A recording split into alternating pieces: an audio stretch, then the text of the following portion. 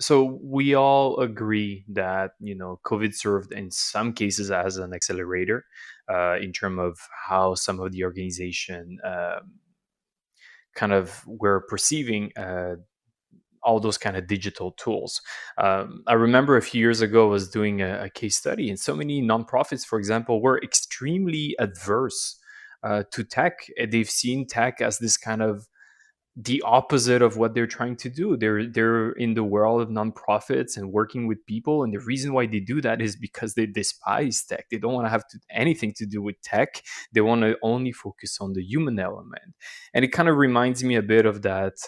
Uh, it may be a slightly dated example, but not that long ago, teacher hated Wikipedia. Not all of them, but way too many teachers, right? And it was just seen as this kind of very different way of operating.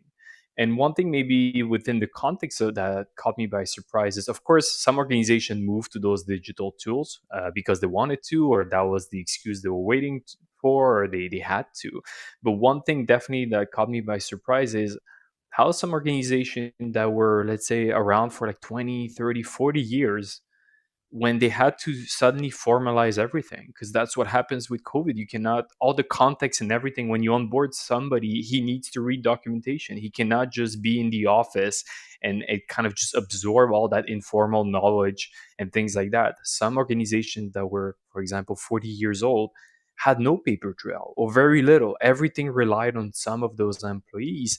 And what we've seen is not only you have COVID that moved everything online, but also uh, a lot of employees left. There's a shortage, at least in Canada, that is pretty spectacular in terms of workforce. So suddenly you move to digital, you move to remote, you lose some key employees, and then you realize that a 40-year-old company, nonprofit organization, has barely few years of experience on paper that they can use and scale.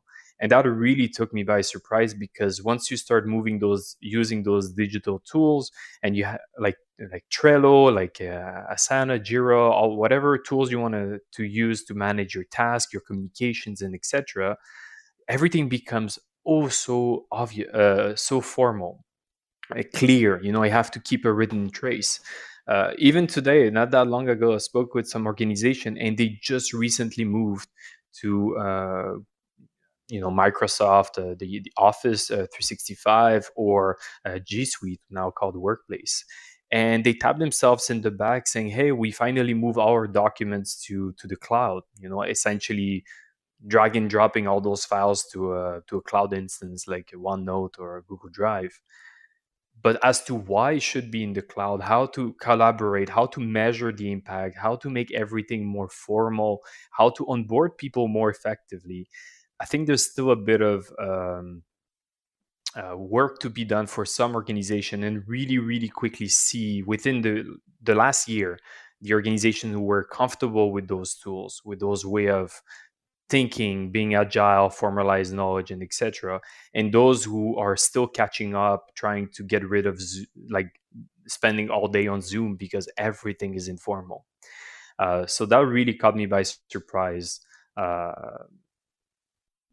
the amount of experience doesn't mean much if you cannot kind of take the next step with it and leverage that. So just a few words about that. I'm sure we'll talk more about it. But yeah, formalize knowledge. Oh, that was a tricky one during COVID.